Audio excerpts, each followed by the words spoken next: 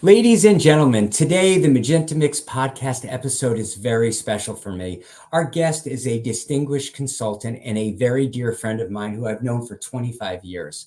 Eliot Wajskol is a powerhouse who helps growth-oriented leaders achieve their best in business and achieve their life goals at the same time. We worked together at Root Inc., which is now a part of Accenture, where Eliot played a pivotal role in helping transform the company into an internationally recognized leader in organizational change. And I had the privilege of working side by side with him for many years.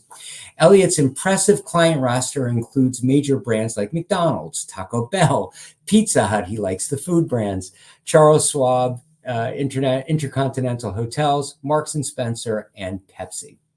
Well, these days, Eliot works with growth-oriented leaders to help them get more of what they want from their business and their lives. Eliot is also the founder of the Ideal Life Way, and that organization has a complete set of tools and disciplines to help ambitious leaders design and experience extraordinary personal and professional lives. He's a smart guy too. He holds an MBA from Duke University.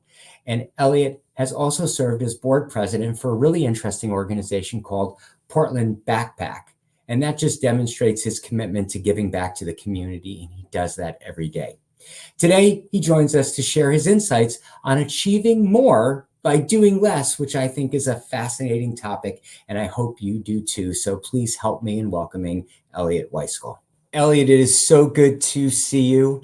As I said in the introduction, you and I have known each other and worked together for many, many years, and it is a real pleasure to have you here. Thanks so much for joining. Gary, I'm absolutely happy to be here, and I know this is going to be, as always, a fun conversation with us. This is going to be the fastest half hour of every listener's life right here because it's going to be so interesting with you. It's going to be phenomenal. So, Eliot, I obviously follow you on LinkedIn and any social media outlet I can find where your presence is there. On LinkedIn a couple of weeks ago, you had the most interesting post that really got my attention. And it was really this concept of if you're overwhelmed, if you're doing a lot or have a lot to do, well, maybe it's time to do less. And it really grabbed my attention, not only because I thought it'd be a great topic for our listeners and viewers on the Magenta Mix podcast, but also it just impacted me. I always feel like I'm going in 100 directions trying to do everything well. And this idea of do less struck me as well, which is why I wanted to have you on the podcast today. So maybe I thought we'd just dig right into, well, where did you come up with this concept? What does it mean? And how does it work practically? Absolutely. I think that for me, it comes from a place where it's not natural for me to do less. I think the way I measured my success for years and so many people around me is how many tasks could I get done in a day? And at the same time, some of my favorite leaders that I've worked with, that I've worked for, are the folks that I look at and I just wonder how it is that they can always be present. They always seem to slow things down. They always seem to make time for the things that truly matter. They talk to their team members when they need to check in with their team members. And at the same time, they have huge impact. And that combination of how can you go slow to go fast? How can you do fewer things and have a greater impact? Always mystified me at the beginning and then became, I wouldn't say an obsession, but something I began to chase after to say, how in the world is it that they're doing this? What's the way that they look at the world, the framework, and how do they do it? So a study, when you say obsession, you wanted to study this and learn what the secrets were to this. Is that right? Absolutely. Absolutely. Right, so here's something I interpreted in what you said, but you'll tell me if you meant it in here. When you said they took the time to slow down and be present, what I heard you say was they made me feel and others feel like they're the only person in the room. Absolutely. Not just me, but when we interact, I feel like I'm the only person in the room. When I watch the actions they take, they just seem a little bit slower, a little bit more deliberate. And when they make a move, you always know that there's going to be a result that comes from that move. They don't seem caught up in the moment. They don't seem harried. They seem careful, selective. And when they move, it's big. So it's interesting. I just want to share a bit of a personal story. It just sparked when you said that. Many, many years ago, I was in my late 20s or early 30s, and I was working with Myron Rader, who was the then CEO of Tropicana, right before they were bought by Seagram's. And Myron made me feel like I was the only person in headquarters. By the way, that's when I was a caterer. I was the caterer to Tropicana's corporate office. And he Yes. would come into the kitchen and I'd be there with my team. And all of a sudden, I was the only person in the world. And it got to the point where I became his family's caterer, did his kids' weddings, and was invited to their house. And he had this way of making everybody feel important. And it grew this sense of loyalty and commitment from his team members that made that company a huge success. They had acquired Dole at the time and then were acquired by Seagram's. And I believe it was the secret formula that got them the magnitude of success they had at the time. And when I watch behaviors like that, and sometimes it's small, I love walking into a restaurant and I love just checking in with the person who's serving me. And just the two of us, we're going to have a moment. It takes so little. And it carries over to big business as well. And I think where that comes from is it's not accidental. Myron had a Yeah. philosophy, a way of approaching things. And what I suspect is it wasn't accidental.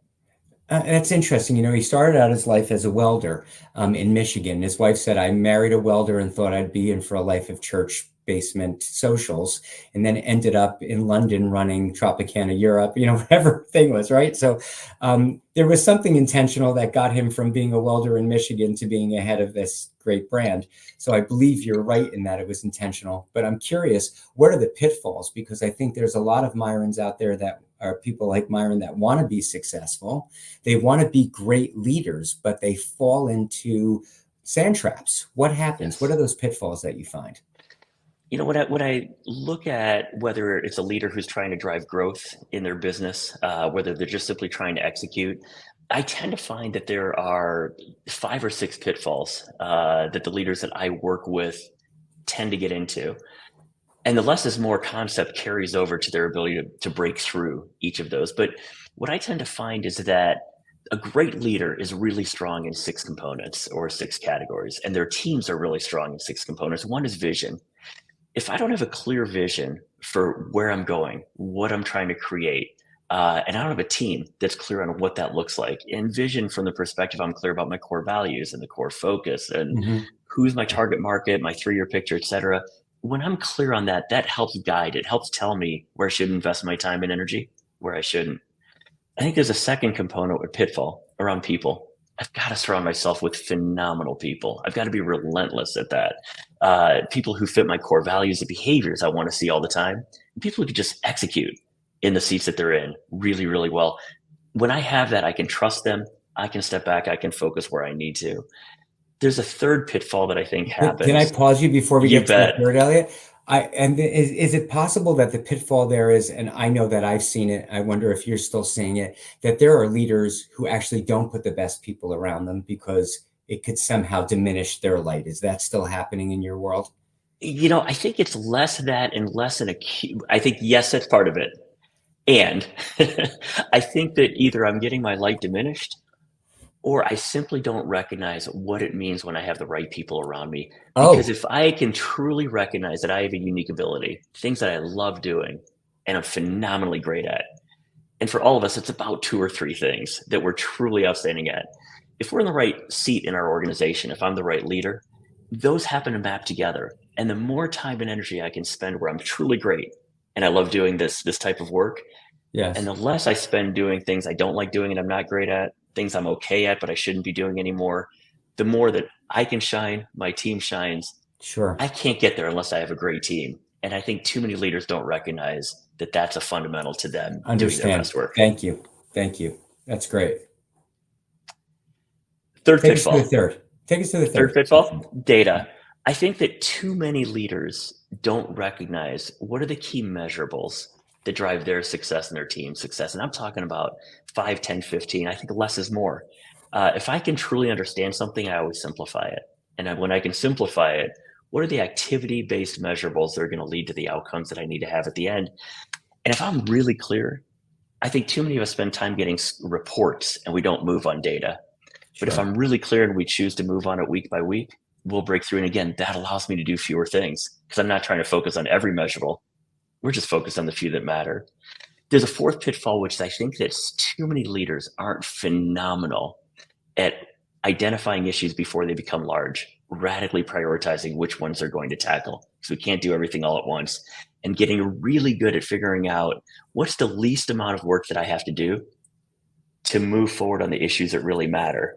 So we can invest our time and keep the ball moving forward, invest our time and energy where we should. So is that the same as what's going to get us the biggest bang for the buck here? Let's look at everything that needs to be done and let's focus on what gives us the biggest bang for the buck. It is. And then week by week by week, we're always going to have issues. Let's not get distracted from what we're doing that'll give us the biggest bang for the buck so we can keep our eyes on the prize. Is that a pitfall, the shiny object? Absolutely. The shiny object, the tyranny of the urgent, investing way too much time and energy and whiplashing with any issue that comes up and not having a discipline with raising them up and then just moving them forward. And there's so many tools to do that. I think there's a fifth pitfall, which is process. I think so often we don't systemize and routinize the processes that we need to have so that we can put our time and energy where we actually should and spend less time and energy reinventing the wheel. Yeah, make sure the machine is working so we could do the job. Exactly. And focus on the 20% of things that deliver 80% of the results. Let's not try to put machine in everywhere where we don't need it. The last one I think is being relentlessly focused on the way in which we meet. I think I saw a study that said, most executives I think are finding they spend 20 plus hours in meetings, hundreds of emails every single day. The way all we have is time. And so the way in which we spend our time, we've got to be relentlessly prioritized and effective in how we use our time. And so there, I think the other pitfall then is meetings that aren't well structured, meetings that don't truly focus on the measurables that matter, the big things we're trying to move forward, and radically prioritizing and dispensing of contemporaneous issues. When a leader manages exactly, and let's make sure that every single meeting is designed really, really well. Yeah. Let's double check. Those are the 6 pitfalls that I tend to see. So if you had, I'm not asking you to rank them, but I'm curious if there was a recent book called, I think it was called The One Thing. The One Thing, maybe not so recent. It's a few years old now. But The One Thing was impactful for me because it really gets to, okay, what is the one thing I can focus on right now? If you looked at the 6 pitfalls and you said, what's the one thing that someone could or should start? Is that different by leader, or is there a one thing in there that you recommend? I think it's getting clear on each of those you've got to get stronger on. The one thing that I would say is, as a leader, I love when I watch a leader who understands what it is that they need to focus on every single day. So it could be any one of those 6 levers that you need to strengthen for your own organization. Most organizations, I find, need to get stronger in all 6 of those. Yes. Ultimately, it's about orchestrating and harmonizing which one do I get stronger at what point in time. And I think the biggest thing for leaders to recognize, I got to be strong in all 6, taking the time and energy to focus on which one should I start focusing on today. So that would get me to this. I know you've got this language around relentless execution. Is focusing on those 6 the relentless execution? If we do these 6 and we do this well, we will be relentless at executing.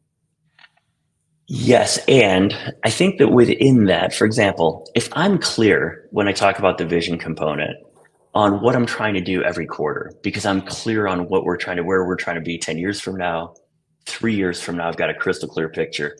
I know the few things, 5 to 7 things we've got to accomplish by the end of the year, no matter what. Let's pull the time horizon in closer. What do I have to execute on over the next 90 days, the quarterly objectives? Again, less is more. The 3 to 7 things that we've got to execute on the next 90 days. By the way, that philosophy can cascade throughout an organization. When I think about execution, it's 2 parts. One is, what's the standard at which we have to execute? I'm obsessed with execution because otherwise ideas are great. Execution is what matters. Sure. What's the standard at which we want to execute? I love challenging my clients to execute at the 80% level. What if every single quarter, whatever we set out to do for that quarter, we get executed at the 80% level? In other words, 80% of what we set out to do, we get done. Why not 100? Because we place bets. Life is tough. Business is tough. So we've got room. That means we're stretching. Yes. If I can't execute at the 80% level, really what I fell down on is one of 4 predictions or 3 predictions.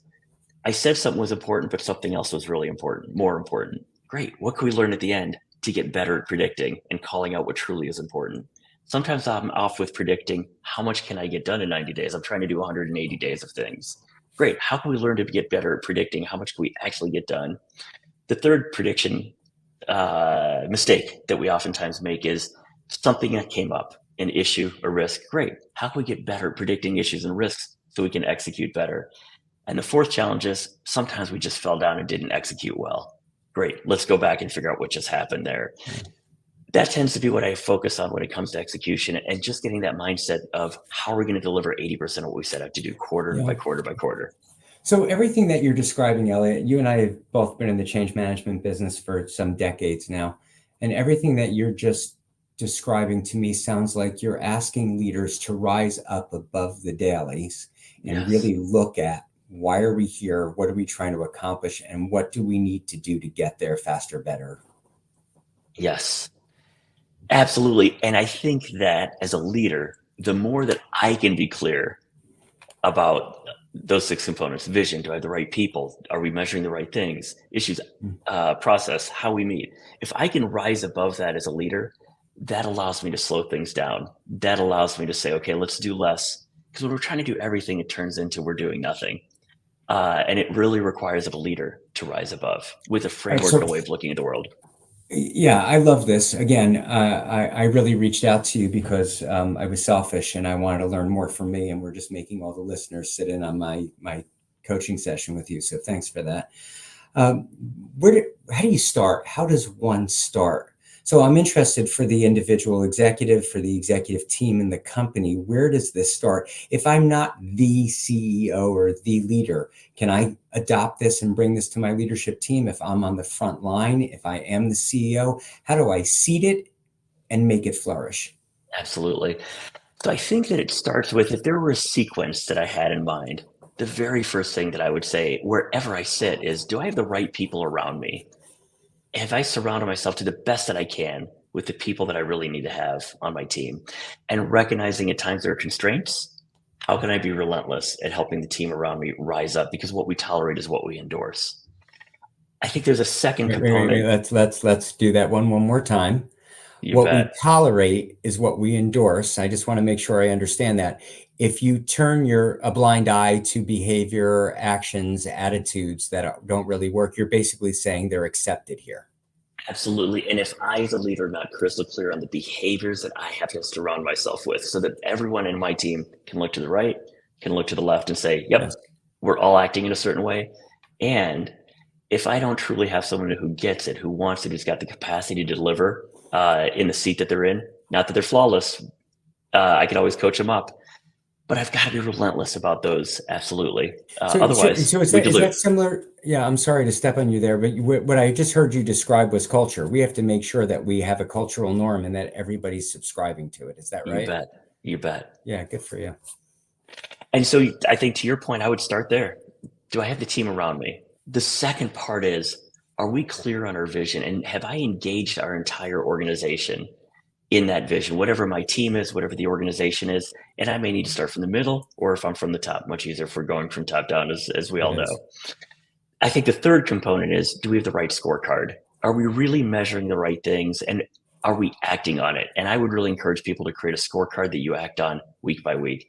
I have a personal scorecard. I have a business scorecard. Both of those. The numbers don't matter unless when they're off, I'm actually going to do something about it. And I encourage my clients to do exactly the same thing.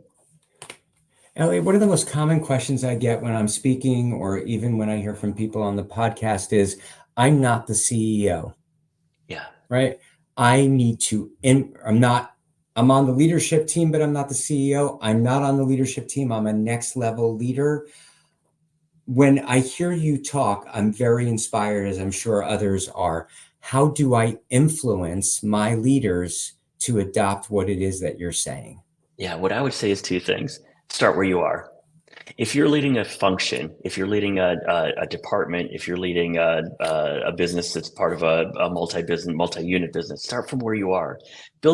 Have a framework, a way of looking at the world that allows you to execute at a new level. Make that happen with your team within the constraints of your organization. The results themselves will begin to influence leadership. And what I would also say is the more that you've got a framework and a way of looking at the world that delivers results, the more you can influence leadership to say, why aren't we doing this from top down? Yeah, we have a common answer on that. I think the influence of leaderships to get leaders' attention is that you start to have extraordinary results. And you Yes. start to be looked at and say, well, why is this team or this unit or whatever it may be, this function achieving these results, and how are they getting there? Let's lean in. That's where your voice gets heard. The So best thing about results is they inspire and they energize other people. They they don't reset the lie. The standard. best thing about They don't results, lie. my friend, is they don't lie, right? Yes. And they open up eyes. Yeah, they do. I want to put you on the spot. We didn't prep for this at all, so I hope it's okay. If you think about your clients, is there a case study, no names needed, is there a case study where you have seen a leader who's been able to adopt and successfully implement this concept of doing less? Yes. And let me give you the example of a multi-unit auto dealership group, very rapidly growing. That team has become, now when I say doing less, they're doing a lot. But that team has become radically great at pushing this discipline down from the leadership to departments to now the store level. And they're pushing a common way of looking at the world, a common way of acting, where more and more everyone is clear on where we're going. Every quarter, that team has gotten radically clear on the 5 to 7 things they've got to move forward as a team. Because they're focusing on fewer things, what I would say is they're actually getting more complicated. They're launching business lines inside of the business that no one else has done at the scale that they are. They're looking at an acquisition that's now going to be easier than ever for them to roll in than they ever did before. They're doing a lot.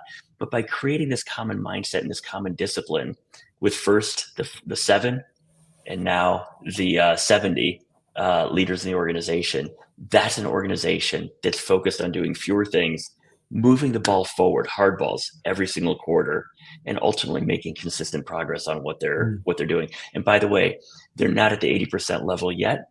That's their aspiration, but they've gone from executing 20% of what they set out to do quarter by quarter. And of course, they're all big, and there are lots of good reasons why they didn't do what they wanted to do. They wouldn't be a great organization without doing it. 20 to 50, and now getting to that's 70. That's exactly it. At scale, at scale. At scale. So is there a component of this? I loved what you said, they're doing a lot. They may actually be doing more, but they're doing it better. Yes. Is there a piece of this? I understand, hey, we've got to get rid of the noise and focus on the important, not the urgent, not the shiny object, but the important. Is there a piece of this that requires leaders to start to push down responsibility and decision-making to others and trust so that they can focus on the important? Absolutely. I'm obsessed with this idea of delegation so that I can elevate myself. I know. I worked with you for years. You pushed all kinds of nonsense on me. Oh, it worked every time. Yeah. Sorry for the divergence there. Please go ahead. But as you know, it's such a powerful concept because it allows us to focus where we can do our best work, where we can create the greatest impact. One of my favorite tools is for an individual leader is to get really, really clear with what exactly does their ideal day look like, and then what does their ideal week, and then what does their ideal day look like, and having a discipline. Here's what I mean. When I work with leaders, I work with them on defining what's their ideal day, because if I can be clear about my ideal day, I show up right for other people. I'll give a personal example. My ideal day actually has 3 hours to myself. Now, I don't do it all the time, and it just means I got to wake up earlier. Happens to work out. I'm a morning person. Hey, listen, your hair doesn't look like that without having some personal time. I mean, there's some you bet. serious personal But when I can be time clear about happening that ideal day, it's exercise in the morning, so I can be clear for my day, a bit of meditation, so I can be clear about how I show up, time built in so I can plan my day. And to your question about delegation elevation, if every single day I take a few minutes to say, what is it that I need to start doing?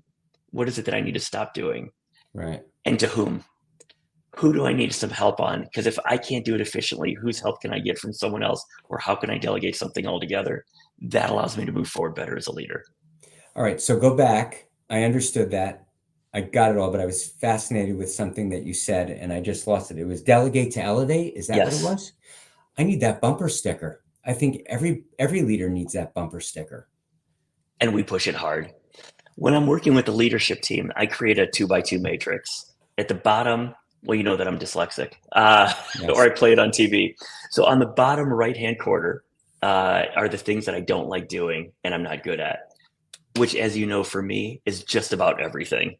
Bookkeeping, Gotcha. accounting, Yes. calendaring. It's gonna be wrong every time I try, etc. And you know how long I tried to be great at those things. I wasn't a natural fit for it. That's bottom right hand corner.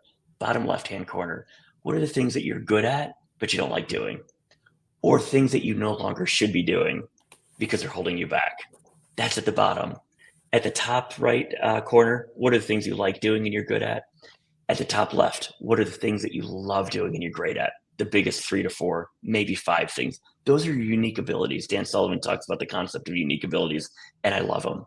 And again, the more that I can spend time in the top half, how can I every single quarter, every single day, delegate, get something off my plate on the bottom half to free me up?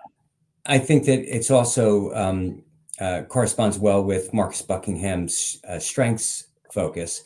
And Yes. I think his thought on that is spend 80% of your time doing the things where your greatest strengths are, and 20%. Everybody has to do stuff they're not good at. It's life.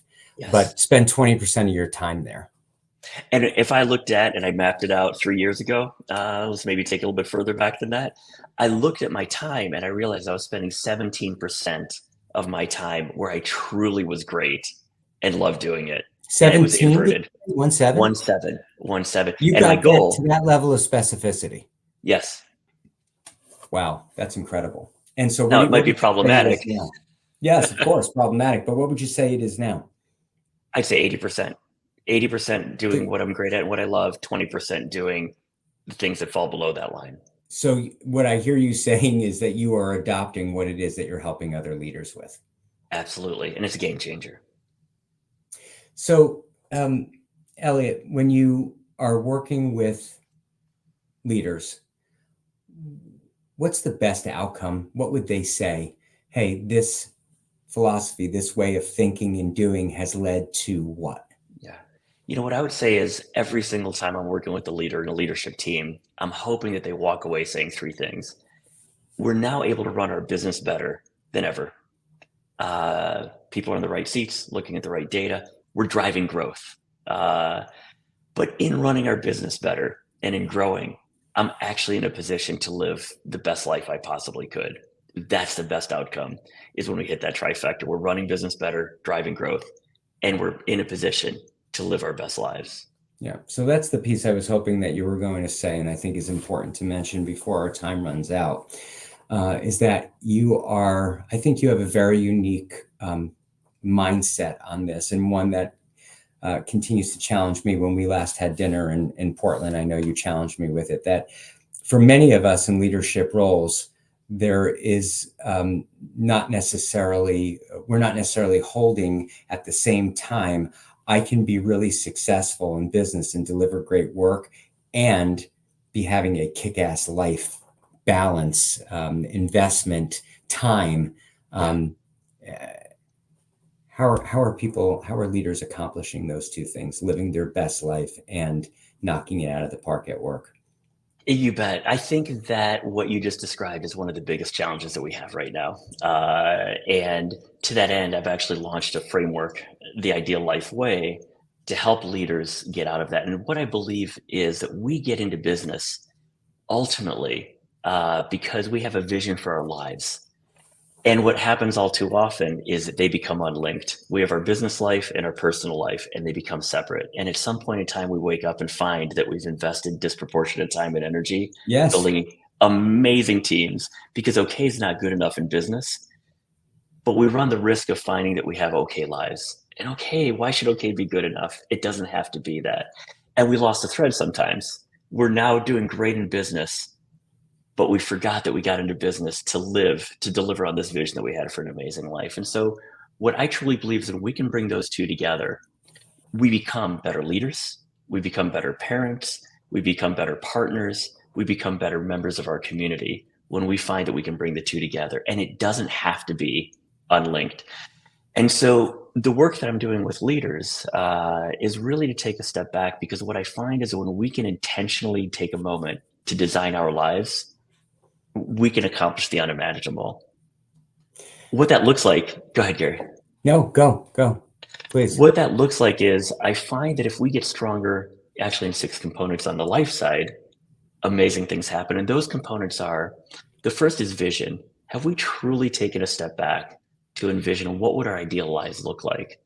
Physical, mental, family, time, finance, community, all of those dimensions. Are we crystal clear about what our ideal life can look like at any point in time? The second component is belief. I think so often we're limited in accomplishing and creating the ideal life that we all want because we have self-limiting beliefs, and I love challenging those. The third component is community. I truly believe that we are the 5 to 10 to 15 people that we surround ourselves with, that we spend the most time with, but too few of us are intentional about who we're spending time with and why, and feeding the people that matter the most as much as we look to be fed by them. When we get stronger in those 3 components, envisioning what's possible, challenging our self-limiting beliefs, surrounding ourselves and intentionally crafting our community, it reinforces to creating that life. The last 3 components really around, there's a habit stack, I believe, that we all need to create that ideal life that we can have. The next component is measure to move. So many tools to be able to actually measure and track progress and recognize gaps and close those gaps and ultimately deliver results. So that's the ideal life way. Your first 3 that you just mentioned are incredibly impactful. I think those are the things that you look back on in a career and a life and say, did I accomplish these 3 things or not? The fact that you're weaving together, do less and accomplish more, greater growth, etc., and have this mindset of, and I can do this while having the best kick-ass life possible. Those 2 things together are incredibly inspiring. I am always motivated and inspired. Eliot Wajskol, you make me want to be a better man. That's all there is to it. You're awesome. I love that you've combined those 2 things. If people want to reach out to you and learn more about your work and how you're accomplishing this with leaders everywhere, how can they get in touch with you? Absolutely. If they go to eliotwajskol.com, my name's not the easiest, ELIOTWAJSKOL.com, they can find more. Thank you so much. Give us a word of wisdom as we exit. What do you want every leader to know, no matter where they sit in the organization, CEO or an aspiring leader at the front line? What do you want them to know? I think for me, what I would love for them to know is that we have this opportunity to live in an and world, not an or world. And by that, what I mean is that we have an opportunity to create incredible businesses and to create incredible lives. And to the extent that we have a framework or frameworks and ways of looking at the world that allow us to do that, we can accomplish that. So often I find that we default to accepting that it's an or, and it doesn't have to be that way. I love that. Say the tagline again. We have the opportunity to have a and life. We have an opportunity. Exactly. I truly believe that we have an opportunity to have an and life, an incredible business and an incredible life, and put those 2 together. Thank you so much for coming to hang out with us today, Eliot Wajskol. I am a huge fan and always learn from you. Great to be with you today. It's a blast, and Gary, as you know, I always learn from you. So anytime we can spend together, and it's just fun. Awesome. For all of you listening, thank you so much for being here again for another episode of the Magenta Mix. If this is your first time, you can get this podcast and download it anywhere you get podcasts. So please join us every month for another episode and another great guest. Eliot Wajskol, I will call you and follow up with you and figure out the next time we're going to hang out together. I will talk to you Gary, soon. I'll talk to you soon. All right. Thank you, Gary. Thank you.